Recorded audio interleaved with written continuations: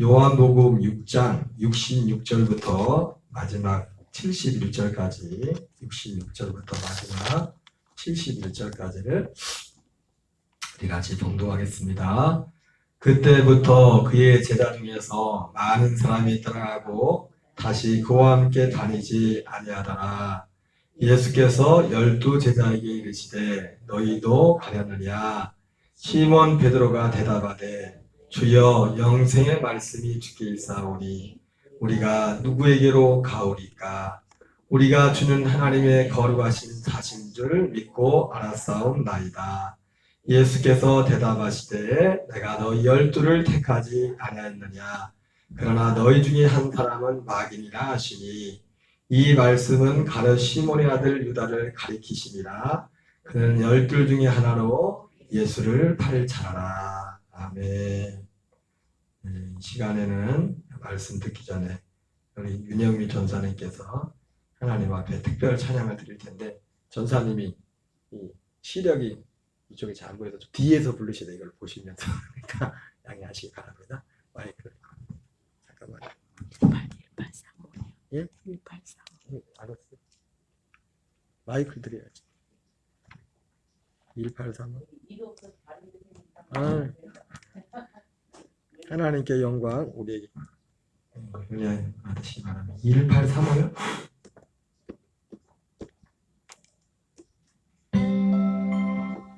당신이 지쳐서 기도하신 눈물이 빗물처럼 흘러내리네. 주님을 우리 연약함을 하시고 사랑으로 인도하시네.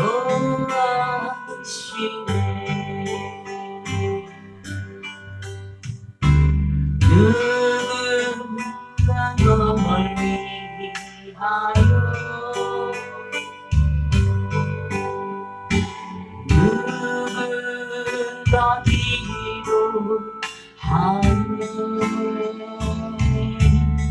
내가 홀로 외로워서 마음이 무너질 때 누군가 널 위해 기도하네.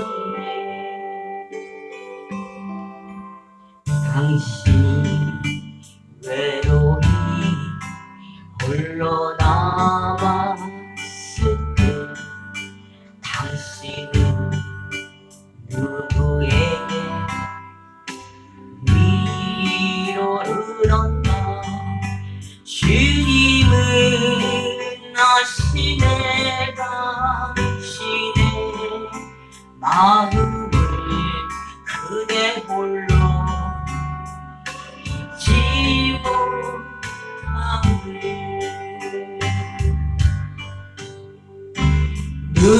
누군가 널 위하여 누군가 기도하네. 내가 홀로 외로워서 마음이 무너질 때 누군가 널 위해 기도하네. 누군가 널 위하여 누군가 기도하네. 내가 홀로 외로워서 마음이 무너질 때 누군가 널 위해 기도하네.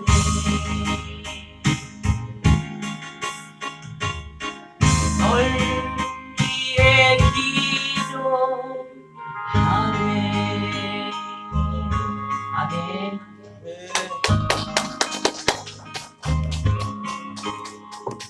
할렐루야.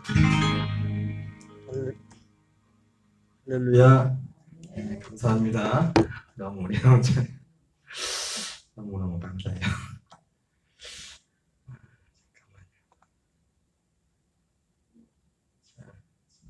지난주에 이어서 말씀 전하겠습니다. 오늘 특별히 뭐 찬양을 부르려고 제가 밴드에 올려놨는데 전사님과 아까 연습했는데 도저히 못 부르겠어요. 곡이 너무 높아서. 곡은 너무 좋은 곡인데 우리 실력을 너무 과대평가합니다.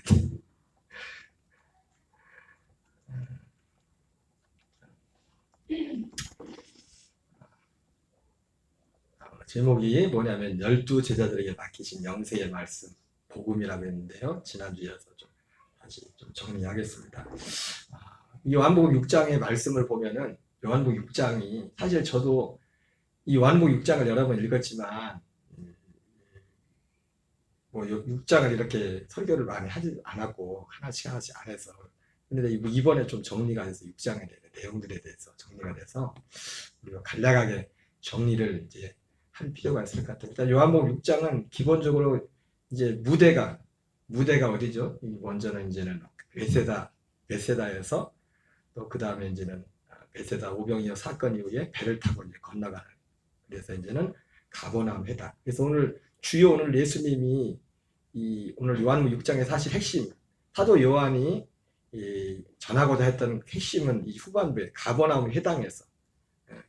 그래서 이제 오병이어 기적에 한 2만여 명의 사람들이 모였겠지만은 지금 무리들이 예수님을 따랐다고 하지만은 그 가버나움 회당은 사실 저희도 가버나움 회당에 회당터를 가봤지만 회당터가 그대로 있거든요. 그렇게 많은 수가 들어가지는 못해요. 많이 들어가면 200명, 300명 들어갈까. 그러니까 뭐 무리들이라고 해봤자 뭐 2만 명 중에 뭐 200명, 300명이면은 뭐 200명, 300명도 사실 왔나 모르겠어요. 어떻게 이동을 했는지 모르겠고요. 그래서 어쨌든 무리들이 있었고 그 가버나움 회당에서 장소가 어디라고요? 가버나움 회당에서 있었어요. 가버나움 회당에서 거기에 등장인물 주요 등장인물은 무리들 그리고 유대인들 그리고 제자들 12제자 그리고 예수님 주요 등장인물이 우리가 이제는 연극이나 뭘 한다면 이걸 가지고 등장인물 뻔하겠죠, 그죠? 예수님 할 사람, 12제자 할 사람, 제자들 할 사람, 무리들 할 사람, 유대인들 할 사람 이렇게 정해겠죠. 그래서 그런 환경 가운데서 이제 예수님이 하셨던 말씀들을 우리 정리를 하면 제일 처음 무리들과 관계에서 했던 말씀이 그 무리들이 예수님을 찾아왔을 때 어떻게 뭐라고 합니까? 너희들이 나를 찾아오는 것은 표적을 보는 까닭이 아니요 먹고 배부른 까닭이라 그렇게 말하면서 뭐라고 했죠? 썩을 양식을 위하여 일하지 말고 영생하도록 있는 양식을 위하여 일하라 이렇게 말씀했어요. 그리고 두 번째는 거기 또 무리들과에서 말했던 게 뭐냐면 하나님의 일에 대해서 말하죠. 하나님의 일은 하나님이 보내신 자를 믿는 것이 하나님의 일이다. 하나님의 일이다. 그리고 세 번째 요한복음 6장에서 말하는 게 뭐죠? 이제는 그 유대인들과의 대화 가운데 말하죠. 아버지께서 나를 이끌지 아니하시면 아무도 내게로 올 자가 없느니라. 자, 여기서 우리가 이게 한 다섯 예수님이 하신 요한복음 6장에서 하신 말씀 중에 한 5번의 5 요절이 굉장히 중요한 말씀을 했어요. 그래서 첫 번째는 뭘 말했다고요? 썩을 양식을 일하지 말고 영생하도록 있는 양식을 위하여 일하라 했고, 두 번째는 하나님의 일에 대해서. 하나님의 일은 하나님이 보내신 자를 믿는 게 하나님의 일이다. 하나님의 보낸 자를 믿는 것. 자, 하나님이 보낸 자를 하나님을 믿는 건데, 근데 하나님의 일을 그 세 번째 말씀에서 하나님의 일이 뭐냐면, 하나님의 일이 뭐냐면 하나님의 일에 대해서 세 번째 말씀에 나와요. 아버지께서 내게로 이끌지 않으면 내게로 올 자가 없다. 물론 그때 당시 시점에서는 지금 거기 서 계신 예수님의 그 가르침, 그 예수님께로 오는 걸 의미하겠지만은 지금 이제 예수님이 모든 것을 이룬 시점에서는 이 일이 뭐예요? 그 예수님이 누구라고 했습니까? 두 번째 나타나신 그리스도라고 했지 않습니까? 그러니까 아버지 하나님의 일이 뭐냐?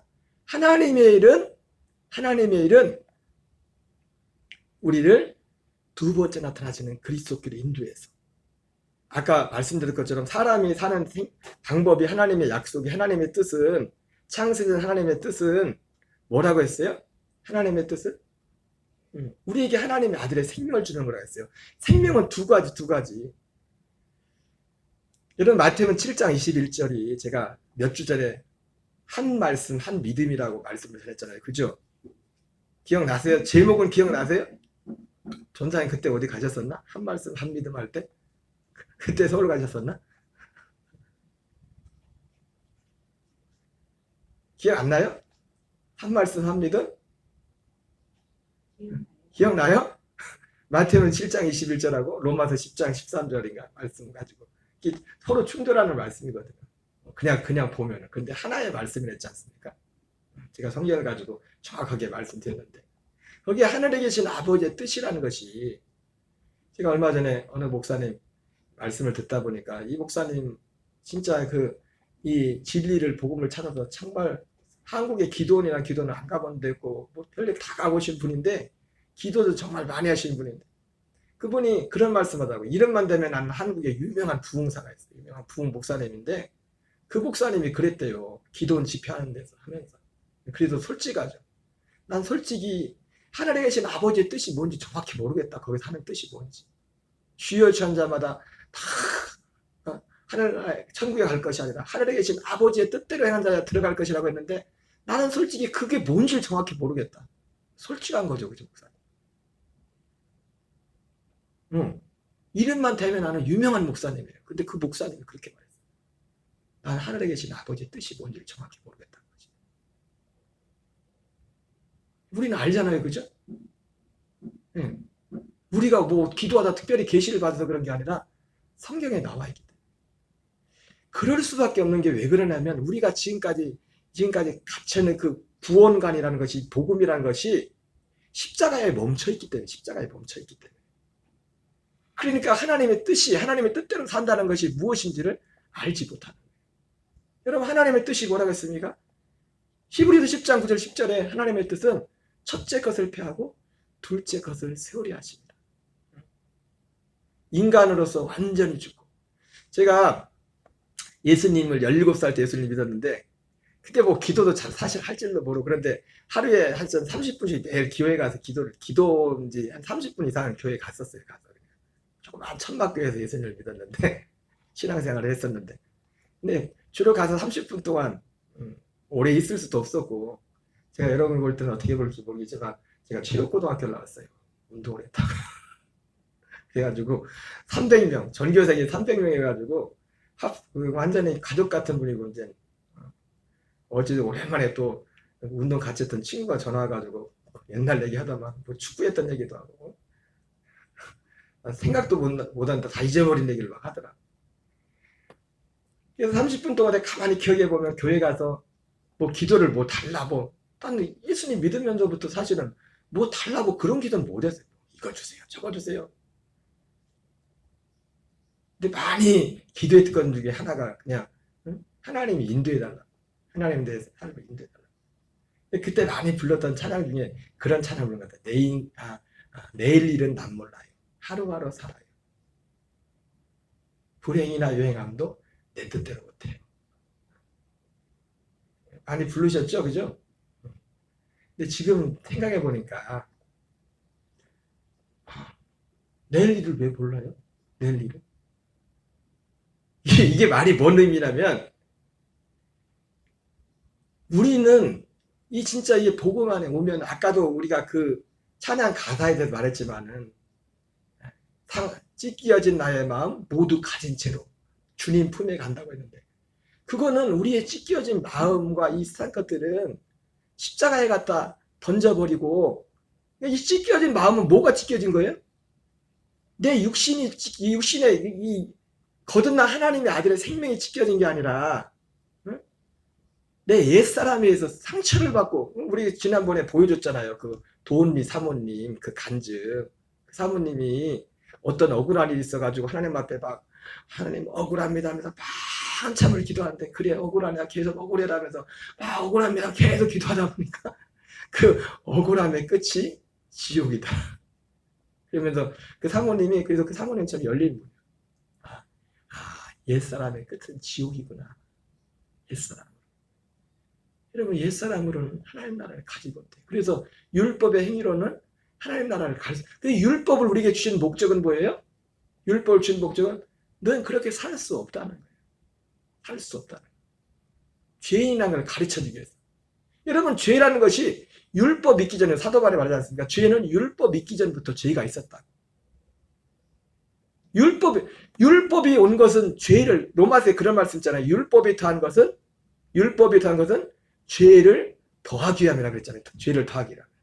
죄를 더한다는 것이 무슨 의미예요? 네? 그런 말씀 들어봤어요? 율법이 가해본 것은 범죄를 더하기 위함이라. 죄를 더한다는 게 뭐죠?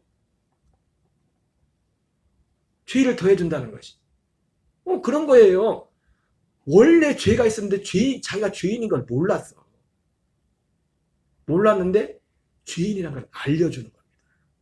죄인인 걸 알게 해주는, 그게 죄를 더한다는 거야. 죄를 더 짓는다는 게 아니라.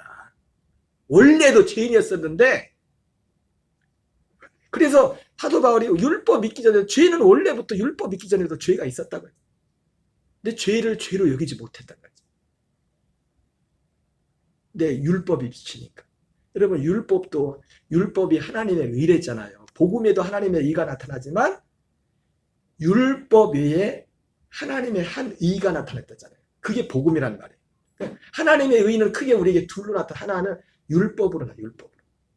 근데 그게 하나님의 의인데 우리 육신은 하나님의 의에 도달할 수가 없잖아요. 그래서 율법을 통해서 우리가 절망하는 겁니다. 우리가 안 된다는 거예요. 여러분, 반드시 이 가정을 겪어야 우리가 복음으로 갈 수가 있어요. 복음. 죄에 대해서, 심판에 대해서 세상을 책망하시니 이렇게 말씀했는데, 그런 어떤 이 과정을 통해서 우리가 하나님의 은혜의 자리로 어쨌든 가게 되는 거예요. 그래서 바로 복음은 그래서 지금 생각해보면 내일은 난 몰라요. 뭘 몰라요? 인생으로 살면 모르지. 인생이는. 여러분, 우리가 예수님 믿는 거는, 예수님이 온 것은 영으로 생명을 얻고 더 풍성히 얻게 하심이라 했잖아요. 인생으로 끝나고 하나님의 아들로 사는 거예요. 사도 바울은 그래서 확실히 알았어요. 확실히 뭐라느냐? 우리 겉사람은 후패하지만 우리 속사람은 날로 새롭게 된다. 그래, 디모데후서 4장 7절에서 뭐라 합니까? 내가 달려갈 길을 마치고 믿음을 지켰으니 이제후로는 나를 위하여 의의 면류관이 예비되었으니 내게만 아니라 주의 나타나심을 사모하는 모든 자에게도라. 그렇게 말하면서 분명히, 여러분, 많은 사람들은 보세요. 이 복음 안에 들어오지 못하면 미래에 대해서 쉽게 말해서 점쟁이 찾아오고, 이게 뭐예요? 기륭화복. 인생의 기륭화복을 묻어요. 여러분, 우리는 더 이상 인생의 기륭화복을 묻는 사람들이 아니에요. 왜? 인생은 끝났기 때문에, 십자가에서. 하나님의 아들로 사는 그 약속의 복음이기 때문에, 그러면 목사님, 그럼 어떻게 살라고요, 우리는? 아니, 하나님의 아들로 살면 인생의 기륭화복이 아니라 하나님이 우리 삶을 더해준다고 하잖아요. 우리 육체의 것들을 인도해준다고 하잖아요. 이쪽으로 갈까요? 저쪽으로 갈까요? 뭘 할까요? 물어보는 게 아니라. 그래서 하나님의 일은, 하나님의 보내신 자를 믿는 것이 하나님의 일이다. 예수님이 두 번째 말씀했고, 세 번째는 아버지께 나를 이끌지 않으시면 아무도 내게로 올 자가 없다. 그래서 하나님이 일은 결국 뭐냐면 우리를 예수님께로 이끄는 거예요. 근데 예수님께로 이끄는데 어떻게 이끕니까? 제가 지금 생각해 보면은, 제가 17에 예수님 믿고 어떤 탁월한 어떤 목사님의 설교를 들은 것도 아니지만은 내 마음에 아무것도 모르면서 내 마음에 가슴에 간직했던 말씀이 두 가지 있어요. 하나는 창세기 12장 1절이고 하나는 요한복음 14장 6절이에요. 창세기 12장 1절이 뭐죠? 하나님이 아브라함을 부르는 거잖아요. 너는 너의 본토 친척 아비 집을 떠나 내가 내게 지시할 땅으로 가라. 요한복음 14장 6절은 내가 곧 길이요 진리요 생명이니 나로 말미암은 자고는 아버지께 올 자가 없느니라. 그런데 지금 보니까요, 그게 복음의 말씀. 본토 친척 아비 집을 떠나 내게 지시할 땅, 약속의 땅. 그 약속의 땅은 어디라고 했어요? 예, 그리스도 안에 그리스도 안. 그래서 그 약속의 땅에 들어가서 아브라함이 약속의 땅에 가면서 약속의 땅에서 누구랑 같이 갔죠? 동일한 약속을 받은 이삭과 야곱과 함께 그 약속의 땅에 가는데 그들은 거기서 이방인과 나그네 같이 약속의 땅에 살면서도 이방인과 나그네와 같이 살았다고 했어요. 그래서 텐트 장막 생활을 했다고 했죠. 이유는 왜요?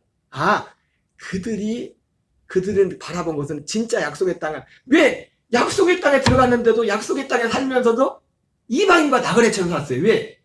거기가 진짜 땅이 아니기 때문에. 진짜 땅은 어디에 있어요? 하늘에 있는 터가 있는 그 섬, 그 터. 고린도서 3장에서는 그 터가 뭐라고 했어요? 그리스도라고 했잖아요. 두 번째 나타나시는 그리스도. 주님이 그 반석 위에, 내가 이 반석 위에, 그 그리스도 위에 교회를 세운다고 했다며.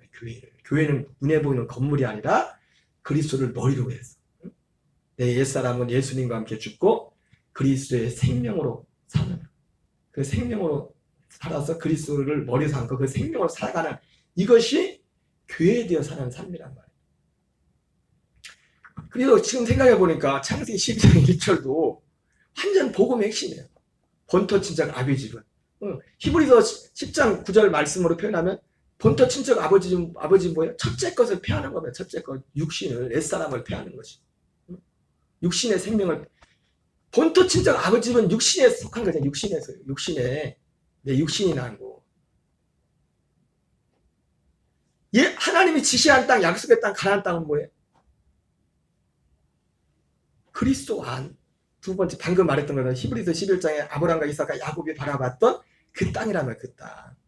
그리고 요한복음 14장 6절도 내가 곧 길이요 진리요 생명이니 나로 말하는 자는 아버지께로 올 자가 없다고 말했는데, 우리가 아버지께로 가려면, 그 약속의 땅에 들어가려면 어떻게 가야 돼요? 예수님이 가신 그 길을 그대로 따라가야 돼요. 예수님이 십자가에 달리신, 십자가에 죽으신 그 예수님과 함께 요한복음 12장에 나오는 것처럼 내가 땅에서 들리면 내가 모든 사람을 내게로 이끌겠노라는 것처럼 우리도 함께 예수님과 함께 가서 죽는 거예요. 버려지는 거예요. 거기는 아버지의 품이 아니에요. 아버지의 품에는 우리 육체가 안기는 것이 아니야. 예수님의 십자가에서 우리 옛사람의 장사 지내고 아버지의 품은 우리 영이 가는 거야. 근데 그 아버지의 품이 어디예요? 두 번째 나타나시는 그리스도, 그 안에, 거기에 아버지와 아들과 성령님이 함께 계시다고 요한복음 14장에서 말씀하고 있어요. 거기가 아버지의 품이라고. 거기는 찢겨진 마음을 가지고 못 가요. 거기는 상한 마음을 가지고 그 나라에 못 가요. 아까 그 사모님 말했던 것처럼 억울합니다. 끝에 가니까 그 지옥이랬잖아요.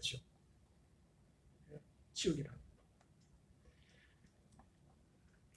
그래서 예수님이 세 번째 말씀하셨던 것이, 아버지께서 나를 이끌지 않으시면 아무도 내게로 올 자가 없다. 그러니까 아버지가, 하나님의 일은 뭐냐면 우리를 그 아버지 길을 이끄는 겁니다. 어떻게 해요?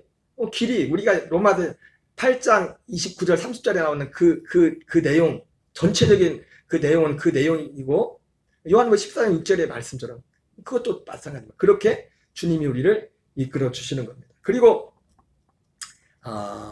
네 번째 하셨던 말씀이 뭐죠? 네 번째, 내 살을 먹고 내 피를 마신 자는 영생을 얻었고 마지막 날에 내가 그를 다시 살리리라. 왜 우리를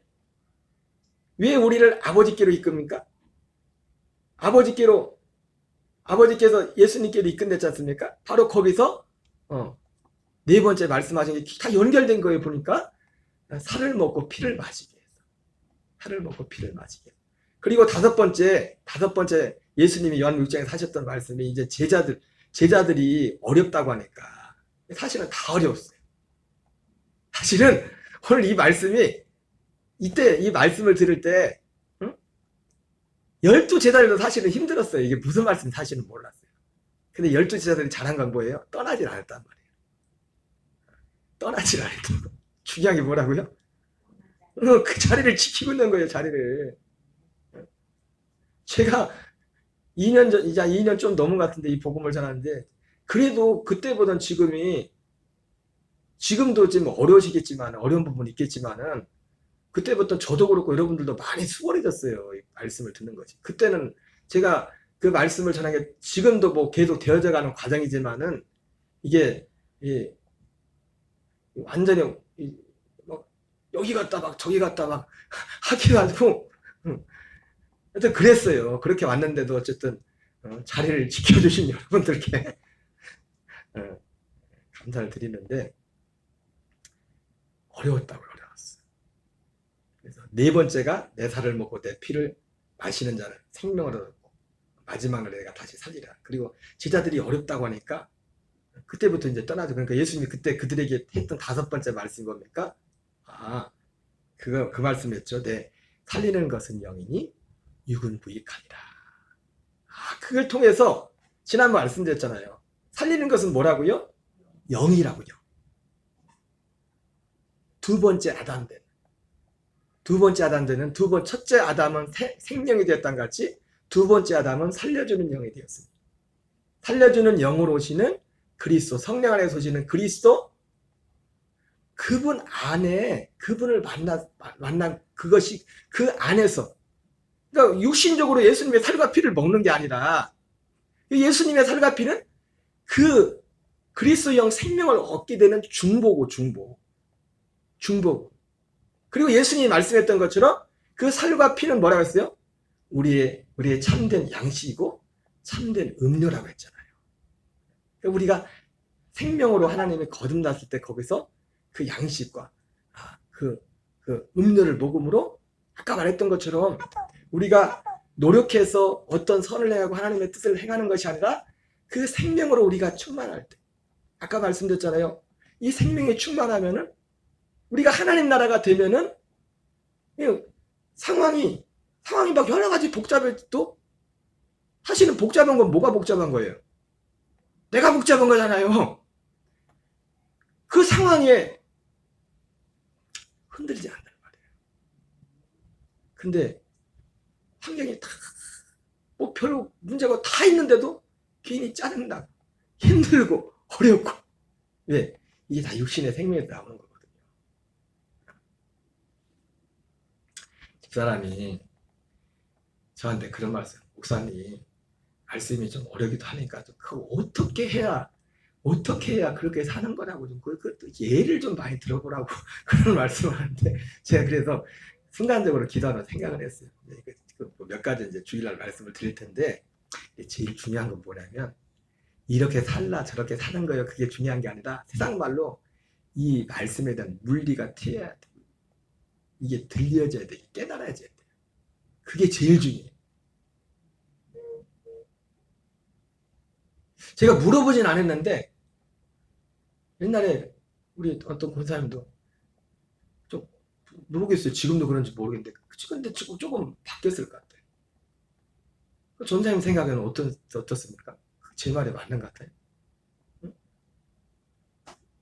어떻게 목사님 그럼 어떻게 사는 거예요? 그렇게 사는 것이 아니 그게 아니라 그것도 이제는 해야 돼. 제가 그 부분에 대해서 드릴 말씀이 있어요. 근데 제일 중요한 건 뭐냐면 이 말씀의 의미가 뭔지 복음이 진짜 들려지고 깨달아져야 돼. 이게 복음이구나. 이게 믿음으로 사는 거구나. 그것이 그래서 절대적으로 이렇게 살아야 되는 거구나. 믿음이 내게 이것이 정말 이 가슴으로 와닿고 이것이 실제로 내게 믿어지고 깨달아지는 이게 제일 중요한 거예요. 사실 이것이 어떻게 사는 거는 그 다음에 그리고 그것이 되어지면 내 안에서 조금씩 어떻게 사라지는 그 일들이 돼요. 그래서 되어진다고 그런 것들이 한순간에 되는 것이 아니라 여러분 이거는 한순간에 되는 게 아니에요. 오늘 제자들처럼 몰라도 주여 영생의 말씀이 주께 있음에 내가 네게로 가오리까 하고 자리를 지켜야 된다고. 제가 이 복음을 전하시는 참 이번에 감사한 게 보니까 이번에 또 어느 그 캄보디아에서 선교사님들 이런 어떤 집회를 어느 목사님이 하셨는데 그걸 듣다 보니까 그래도 감사하게 이 천국 복음을 이 하나님 나라 복음을 전하는 선교사님들 목사님들이 많이 있더라고요. 참 감사했어요. 그분들의 특히 특강을 하신 두 분, 목사님하고 선교사님 두 분이 계셨는데 그분들 간의 공통점이 뭐냐면 그분들이 둘 다 그러면 남달리 열심과 사모함과 어떤 그랬던 분들인데 뭐가 안 되는 거야. 뭐가 하나가 박힌 것 같아. 여러분 이게 좀 어렵긴 하지만 아까 말씀드렸지만 이름만 대면 알 그런 유명한 목사님인데 솔직하지만 자기는 모르겠다 이거예요. 마태는 7장 21절에 하늘에 계신 아버지의 뜻대로 행한 자가 들어간 자가 뜻대로 행한 자만 하늘나라 들어간 천국에 간다는데 그 하늘에 계신 아버지의 뜻이 거기서만 아버지의 뜻이 진짜 뭔지를 난 솔직히 잘 모르겠다. 유명한 목사님이 그런 말씀하셨어요.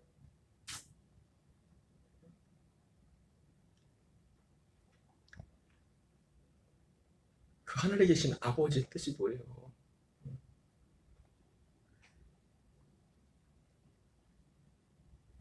예수님께로 이끄는 것, 그 두 번째 하잖아요. 그리스도로 이끄는 것.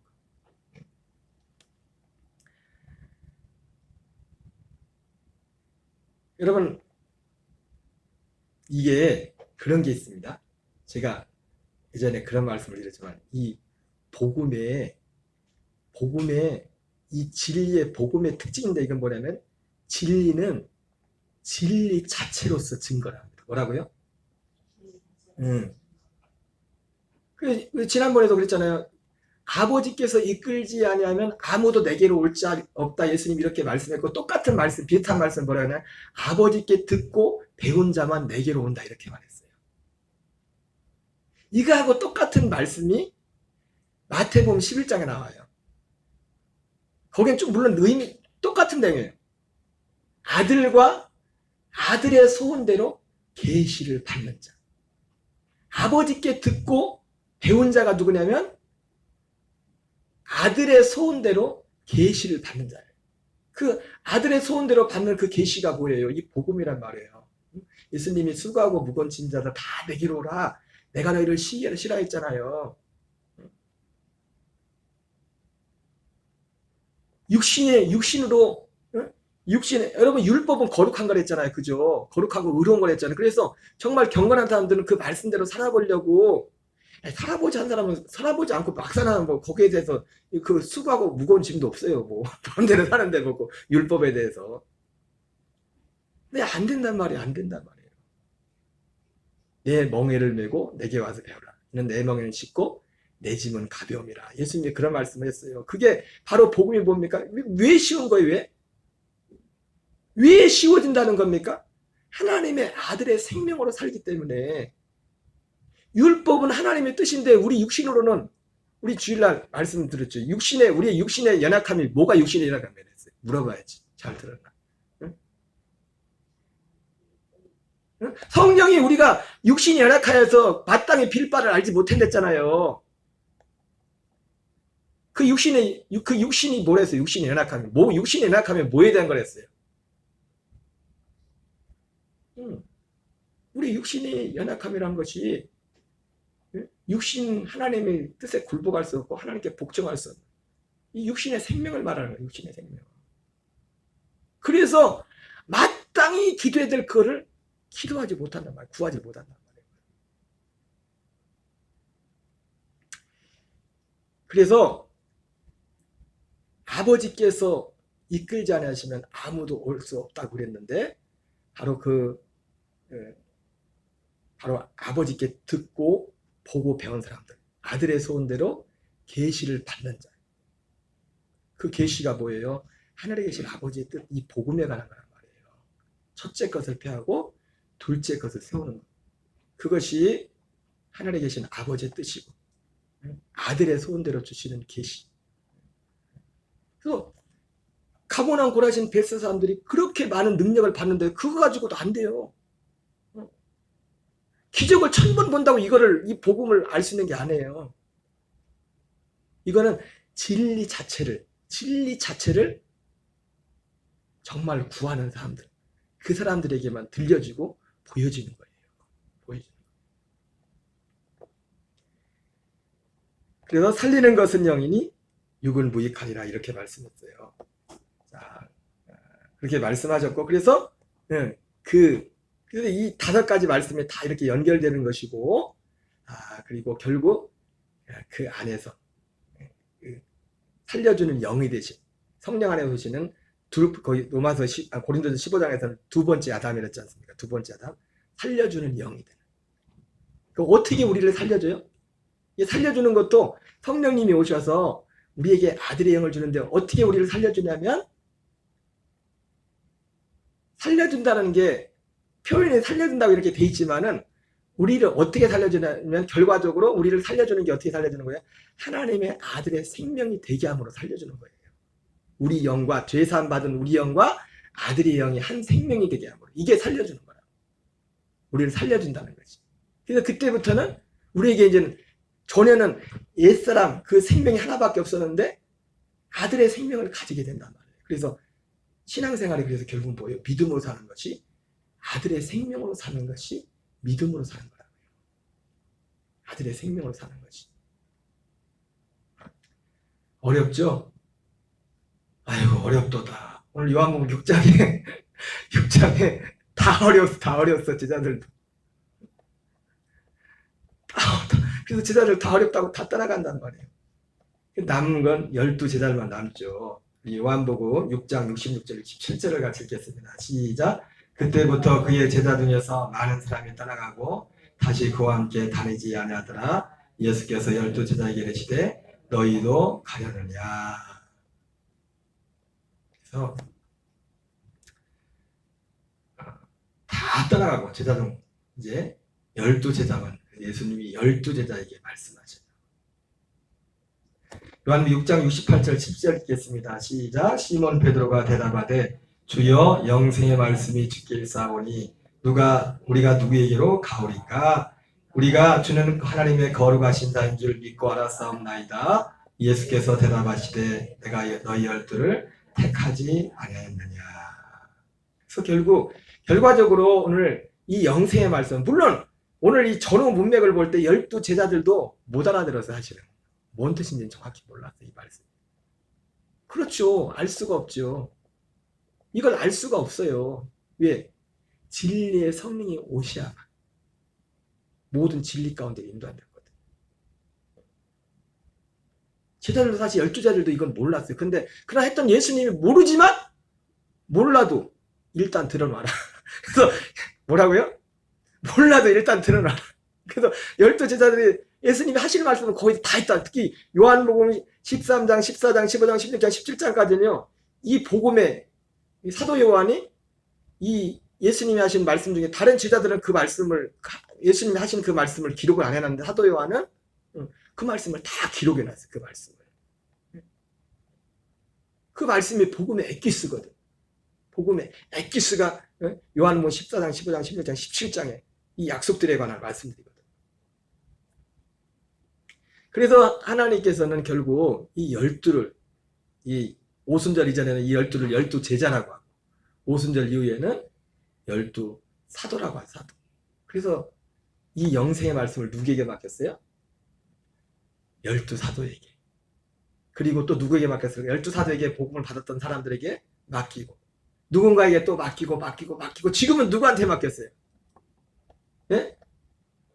우리에게 맡긴 거, 우리에게. 저에게 맡겨서, 저에게 그 복음을 줬기 때문에 여러분들한테 제가 그 복음을 전하는 것이고, 여러분들도 이 복음이 여러분의 것이면 여러분들도 12제자들에게, 우리가 12사도는 아니지만은 12제자들에게 맡기신 것처럼 이 영생의 말씀을 우리에게 맡긴 거라고요. 베드로후서 3장 1절 2절 읽겠습니다. 시작. 사랑하는 자들아, 내가 이제 이 둘째 편지를 너희에게 쓰노니 이 두 편지로 너희의 진실한 마음을 일깨워 생각나게 하여 곧 거룩한 선자들이 예언한 말씀과 주 되신 구주께서 너희의 사도들로 말미암아 명하신 것을 기억하게 하려 하노라. 이 두 편지가 뭐냐면 베드로 전후서죠, 그죠? 여러분 베드로 전후서 다 읽어봐요. 다 이 얘기 써놨어요. 복음에 대해서, 이 약속에 대해서. 지극히 크고 보배로운 약속. 이 썩어질 정욕을 폐하여 신의 성품에 참여하게 하는 약속. 이것이 복음이다. 그리고 성경은 이것만을 말씀했다. 성경은 사사로이 풀지 말라. 성경은 다 하나님의 감동으로 된 것으로, 여러분 성경은 우리가 말하는 게 아니라 예수님이 말씀했어요. 예수님이. 사도 바울은 그걸 뭐라 합니까? 성경의 주제는 딱 하나라고 했어요. 그것도 그때 그 성경은 신약이 아니라 구약 성경이에요. 성경의 주제가 뭐냐면 그리스도 예수 안에는 믿음으로 말미암아 구원에 이르는 지혜가 있게 하는 것이다. 그 구원은 뭡니까? 예수 믿고 제단받고 딱 끝나고 이제는 그게 아니라 생명을 얻고 더 풍성히 하는 것. 이전에 갖지 못했던 육신의 부모로부터 받지 못했던 하나님 위로부터는 하나님의 아들의 생명을 얻어서 그 생명이 자라가라. 그래서 여러 가지로 표현하는데 이걸 뭐라고 하냐면 그리스도의 장성한 믿음의 분량에 이른다. 그렇게 말씀해요. 여러분 우리가 그 하나님의 일이 뭐예요? 그래서 하나님의 일은 여러 가지로 다양한 모양으로 말씀하는데 그 생명을 주어서 생명을 자라도록 하는 그 일이 하나님의 일이란 말이에요. 그러니까 우리가 하나님의 일을 하고 있다면 여러분들이 뭐 이런저런 많이 할지라도 내가 이 생명을 받아서 생명을 자라나는 일을 하지 않고 있다면 하나님의 일을 하는 게 아니에요. 제일 중요한 게 빠진 거예요. 모든 우리가 겉으로 드러나는 모든 우리의 몸으로 행동하는 모든 하나님의 일들은 뭐예요? 이 일을 뒷받침하기 위해서 하는 거라고. 하나님의 일은 뭐라고요? 생명을 얻고 더 풍성히 얻게 하는 거예요. 이게 하나님의 일이라고요. 하나님은 이 일만 하신다고. 이 일만. 하나님의 일을 하려면 어떻게 해야 돼요? 베드로전서 2장 2절에서 사도 베드로가 뭐라 합니까? 어린아이들과 같이 신령한 젖을 삼아라. 이는 이로 하여금 너희가 구원에 이르도록 자라게 하려 합니다. 여러분 구원에 이르도록 자란다는 게 뭐예요? 구원은 마지막 우리의 구원은 예수님 같은 부활의 몸을 입는 거잖아요. 응애하고 세상에 아기가 태어났다고 그거 끝이에요? 오늘 이쁜 아기가 와서 너무 좋은데 응? 자라가야죠. 육신도 자라가야 되지 않습니까? 그걸 잘 먹어야 되고 그게 맞는 걸 먹고 가야 돼. 그런 것처럼 진짜 하나님의 생명으로 태어나면 이제는 그 생명으로 자라가게 돼. 자라려면 어떻게 해야 돼요? 잘 먹어야죠. 그래서 베드로가 뭡니까? 신령한 젖을 삼아라는 거죠. 그래서 하나님의 일에 신령한 젖을 그럼 언제 먹어요? 예배를 통해서 먹는 예배를 통해서. 그게 예수님 말씀을 따지면 내 살을 먹고 내 피를 마시는 거라. 이것이 하나님의 일이라고요. 어쨌든 여러분 저도 참 힘듭니다. 여러분들도 힘들지만 저도 힘들어요. 왜냐하면